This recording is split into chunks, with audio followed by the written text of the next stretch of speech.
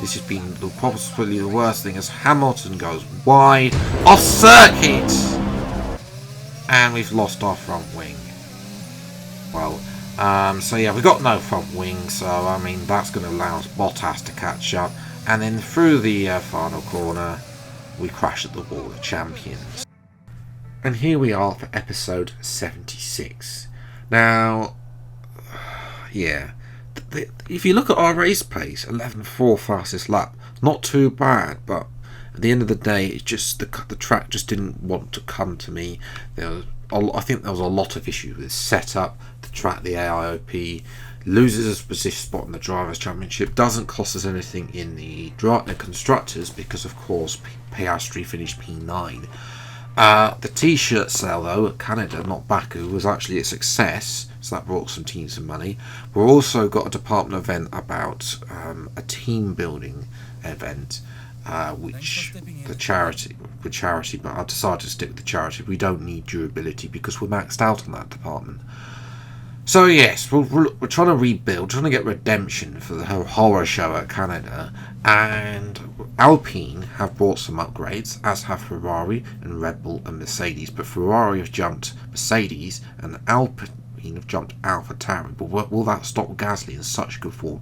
McLaren have also brought an upgrade, which is annoying because obviously our engine department upgrades are all coming in next episode at Austria, which is going to help us with a straight line. Don't need straight line so much here at Silverstone because there's two straights here. Yes, it's nice to have that straight line speed, but it's not so important. The straights aren't so long as they are at other places like Canada or Austria, for example, where you do need that straight line speed as well. But anyway, our first lap was good enough for P9 in qualifying as well. We gained half a tenth through the opening corners.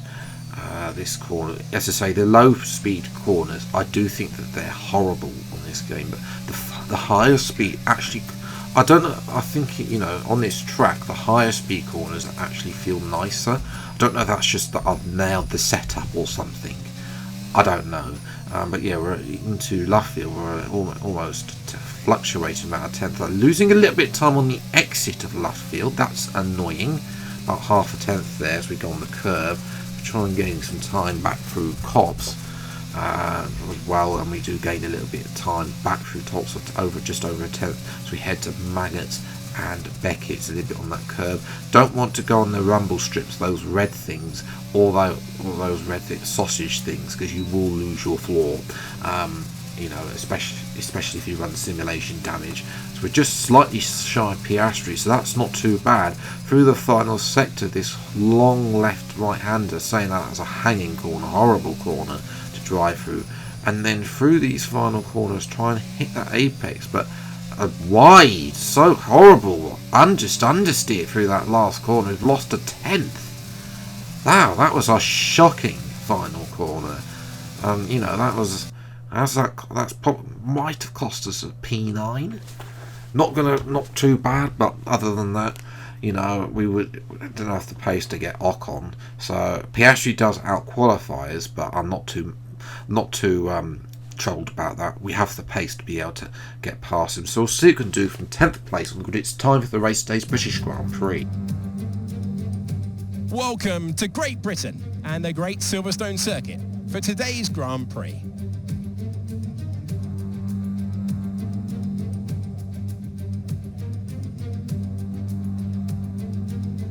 The 3.6 miles of Silverstone Circuit in Great Britain is hallowed ground to the Formula One faithful. We have 18 corners that wrap around this former World War II airbase and some good passing opportunities at the end of the DRS zones.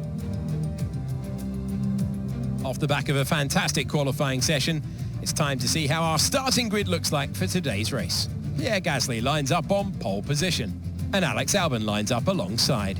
Considering the rest of the grid, we have Leclerc, Sainz, Kevin Magnussen and Russell, Verstappen, Ocon, Oscar Piastri and Phoenix, Norris, Vettel, Sir Lewis Hamilton and Bottas, Tsunoda, Joe, Lance Stroll and Mick Schumacher, Schwartzman and Nicholas Latifi, It's almost time for the lights to go out, so let's head down to the track where preparations are underway. Anthony Davidson joins me once again in the commentary box, and it's fantastic to have you here with us today. But I'm curious, as a man with experience out on the track, how do you stop those pre-race nerves from becoming overwhelming when you're lining up on the grid? Well, I imagine they'll be starting to feel the adrenaline as they anticipate the run down into turn one, a bit like preparing to go into battle. The unknown situation will bring nerves, but that's a good thing. It will keep them focused on the moment and on their surroundings as we build towards the start of the Grand Prix.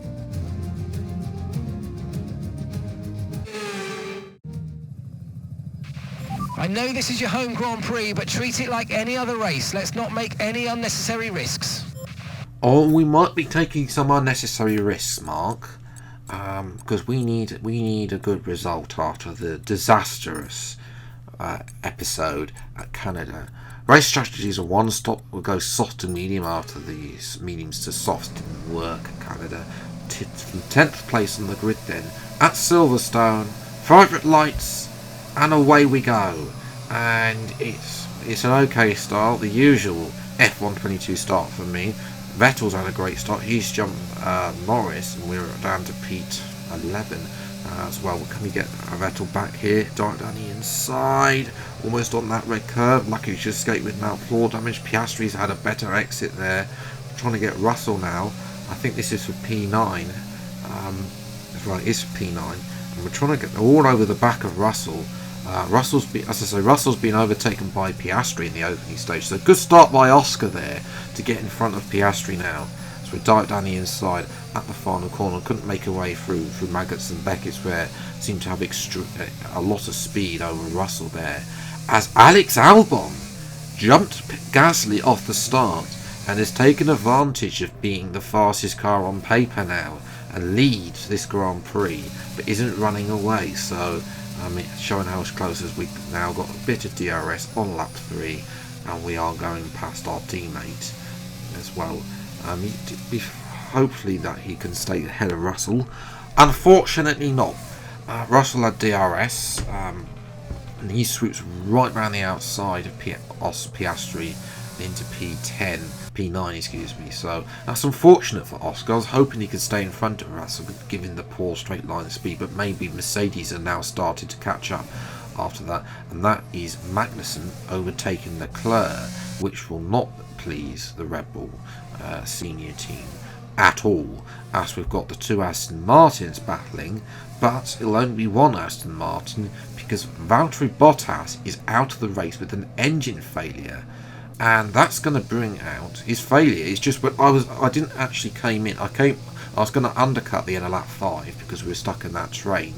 But Bottas' failure came out has brought out the safety car just at the right time as well. So we can gain some positions here. Only 4 of us in: Tsunoda, Stroll, and one of the Haas cars. I think it's Schumacher. But they're going to gain as well on the other drivers who have yet to stop. Come out in P16, but everyone else ahead of us has yet to stop. But they do carry it on the following lap though. The safety car picks up this man, Lando Norris, who's decided to stay out, along with Lewis Hamilton and Sebastian Vettel. There's a couple of Alpines and Latifi also yet to stop. But Albon has had a horrible pit stop. He's been jumped by Sainz, Gasly and Leclerc on this opening period of ride, but you can see I don't have the pace off the pit lane street. Now though, they're all battling. Sainz has got in front of Gasly. So Sainz is for Ferrari. Ferrari haven't won a race all season. It's been all AlphaTauri.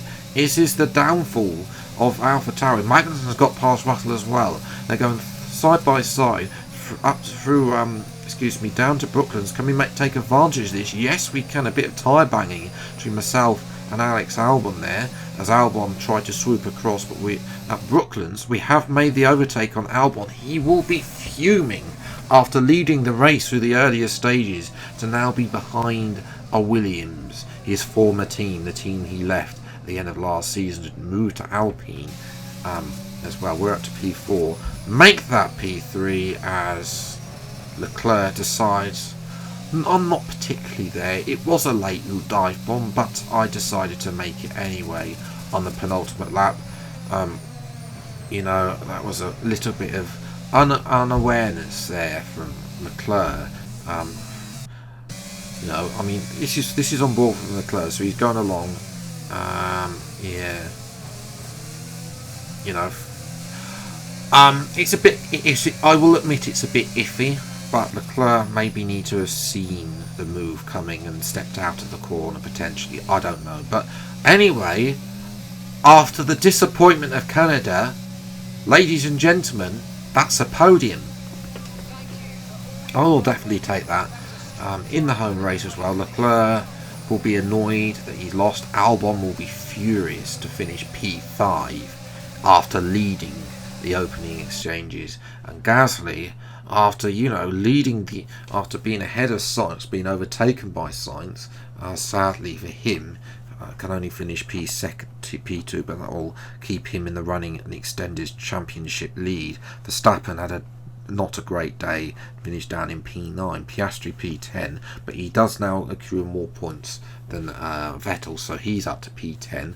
Leclerc up to P4 as well, but you know, that's a bit more like it. And you know, Gasly's still way out in front anyway. And in terms of the driver constructors, might need to be looking at Ferrari over our shoulders.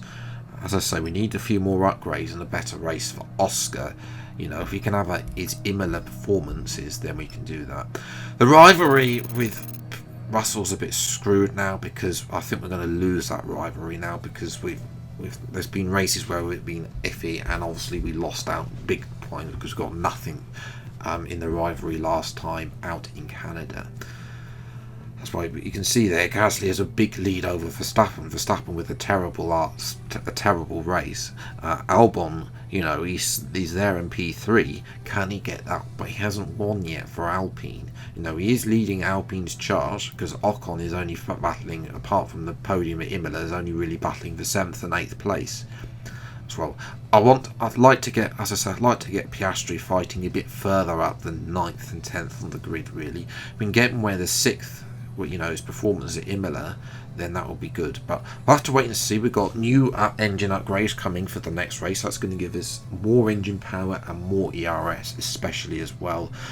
So that is going to be crucial for the next episode. So if you have enjoyed, leave a like, subscribe if you're new to the channel. See plenty more F122 drive commander videos as when they come out. Until the next video, then I'll see you next time. Take care. Thanks so much for watching. Enjoy your day, and goodbye.